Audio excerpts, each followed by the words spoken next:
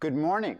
Today is the fifth episode in our video series, and it's called the LaFountain Kawasaki, a magnificent lash-up. Now, in the original draft of the outline for this episode, I did not call it a magnificent lash-up. I called it a magnificent Frankenstein. But later I decided to change the term to lash-up, and I'll explain in just a moment.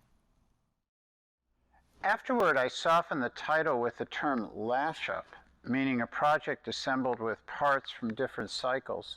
But lash-up is defined in the dictionary as something hastily put together or improvised, which is not terribly appropriate for a motorcycle that was built by Michael over the course of 7 agonizing years. With the benefit of 20/20 hindsight, the reference to the tale of Frankenstein might have been a better title. If we stop and consider what that tale and what Michael's project have in common, and we put aside all the murder and mayhem of the tale, I think we'll understand why it might have been a better choice. First of all, contrary to popular belief, the word Frankenstein refers not to the monster itself, but to the brilliant young scientist, Victor Frankenstein. And we too have a brilliant young visionary at the heart of our tale. Secondly, both the young scientist and the young moto designer dreamt of creating a magnificent creature out of the body parts of many other creatures. And finally, both designers agonized over the project in the years preceding and following their grand experiment. By the way, the pictures of that individual with the frizzy, crazy hair, that was not Michael. Michael has much better hair than the mad scientist. But if I have your attention now, I want you to stay tuned, and I assure you that the only character in this tale who is going to be haunted is Michael, who was haunted by his own project. Our tale of the Kawasaki by Michael LaFountain unfolds in 3 acts. The first act is Michael alone. The second act we call Michael and Max. And the third act is Michael and Bobby. So this first act is Michael alone. The tale begins when Michael stumbles across a grainy black and white image of the exceedingly rare Kawasaki W1R, which was Kawasaki's version of the late 1960s Matchless G45 production racer. Michael was hooked. More to the point, Michael was haunted by that image and ultimately decided to create a fresh version of the W1R, but with the proviso of using only original Kawasaki parts in the build.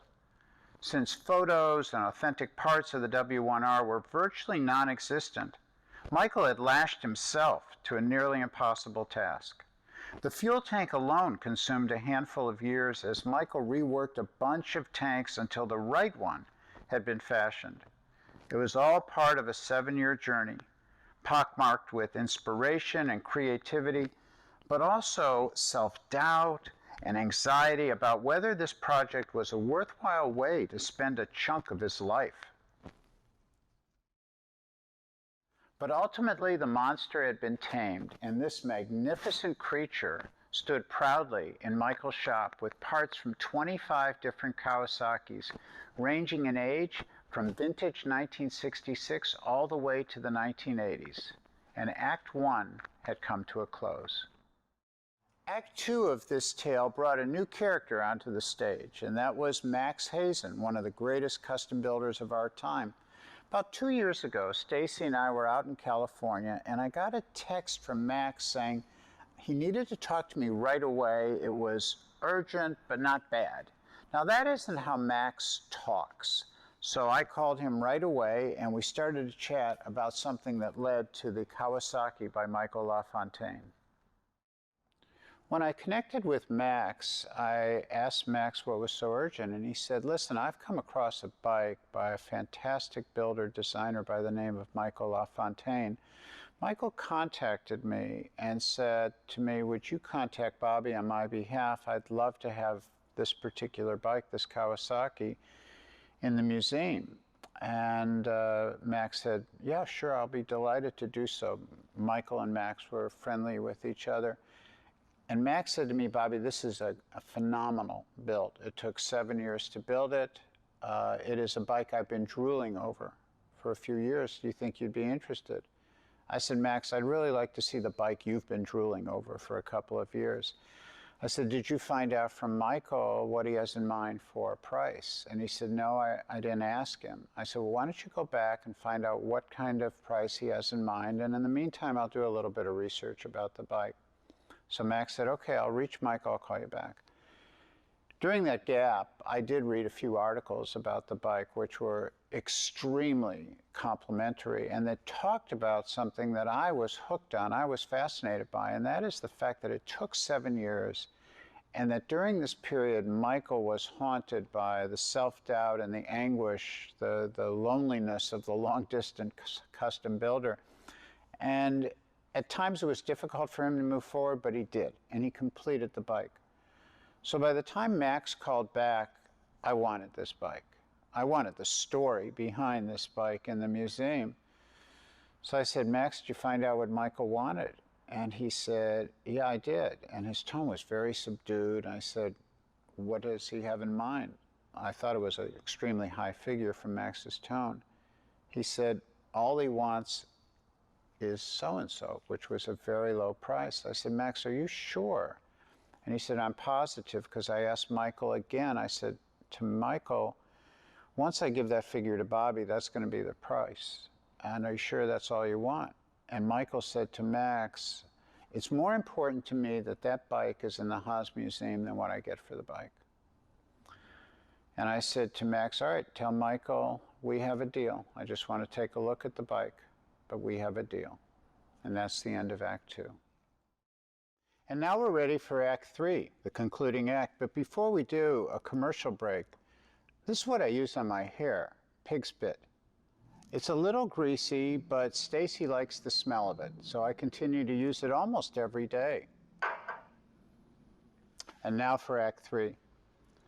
A few months ago, after the Kawasaki was installed in the museum, I received an email from Michael, who had finally found a specific part, a supercharger, a vintage supercharger that he had been looking for 12 years. Imagine that, looking for a single part for 12 years. And Michael suggested that this part should be the start, the nucleus of the next custom project, and wanted to know if I had an interest in it. And he described the project, which I thought was fascinating. We massaged it around a little bit. I won't say anything more about it because I don't want to spoil the surprise. I said, but one condition, Michael. And he said, what's that? I said, you handled the negotiations on the last bike, on the Kawasaki. I said, I'm going to set the figure on this one. And he said, okay. And I suggested to him a figure that I thought he deserved for a magnificent custom build with maybe a little bit of makeup for what he didn't receive on the prior project. And I said, Michael, that's going to be the price. If you want to move forward with me, you got to accept that price. And then Michael responded to me with an email that started off with the phrase, I'm truly at a loss for words.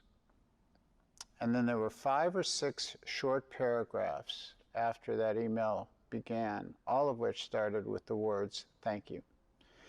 And I'm telling you this anecdote not because it proves I'm a good guy. Trust me, I'm not a good guy. And I will probably never be a good guy. But I do know, and I have experienced the same frustration and the same anxiety that Michael experienced on the Kawasaki project, and the loneliness.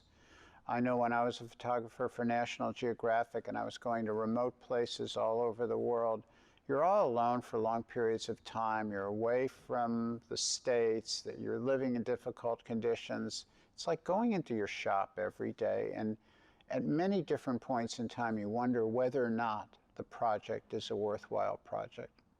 But much like the Kawasaki project, I was hooked, and Michael was hooked. And I just experienced what he experienced, and I wanted him to know that I understood that. Michael accepted the figure, and we're right in the midst of project number 2 with Michael right now. It will be a humdinger.